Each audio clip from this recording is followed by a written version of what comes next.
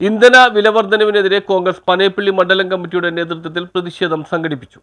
ജനജീവിതം ദുരിതമാക്കുന്ന പാചകവാതക, petrol, diesel വിലവർദ്ധനവിനെതിരെ പ്രതിഷേധം സംഘടിപ്പിച്ചു. കോൺഗ്രസ് പനയപ്പള്ളി മണ്ഡലം കമ്മിറ്റി സംഘടിപ്പിച്ച പ്രതിഷേധ സമരത്തിൽ ടി.എം. റിഫാസ് അധ്യക്ഷത വഹിച്ചു. അഡ്വക്കേറ്റ് സാജൻ മണ്ണാളി ഉദ്ഘാടനം ചെയ്തു. DCC സെക്രട്ടറി KM റഹീം, ബ്ലോക്ക് ഭാരവാഹികളായ അഫ്സൽ അലി, P. അഷ്കർ, അൻസാരി കളരിക്കൽ, ജാസ്മിൻ, PA ഖലീൽ, ഷാഹിനൈന, മുഹമ്മദ് അലി, വിജയൻ ആന്റണി, അഷ്റഫ്, സക്കരി, മുഹമ്മദ് യാസിൻ എന്നിവർ സംസാരിച്ചു.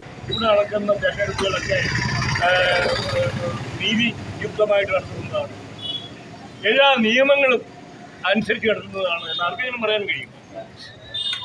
ഒരിക്കലും പറയാൻ കഴിയില്ല എന്ന് മാത്രമല്ല, പരസ്യമായി ഒരു പാർട്ടിക്കാർ നടത്തുമ്പോൾ മാത്രം അതെല്ലാം ശരിയാവുകയും മറ്റ് പാർട്ടിക്കാർക്കെതിരെ അവർക്ക് പ്രവർത്തിക്കാൻ പോലുള്ള അവസരം നിഷേധിച്ചുകൊണ്ട് അവർക്ക് ഫണ്ട് ഒരുക്കാനുള്ള ഒരു ഇലക്ഷൻ നേരിടാൻ നമുക്കറിയാം.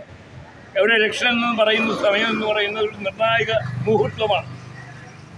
ഏത് രാഷ്ട്രീയ പാർട്ടിക്കും തങ്ങൾക്ക് ഫണ്ടില്ലാതെ മുന്നോട്ട് പോകാൻ കഴിയില്ല. ആ സമയത്താണ് ഇടിവാള് പോലെ ബാക്കി രാഷ്ട്രീയ പാർട്ടികളുടെ മുകളിൽ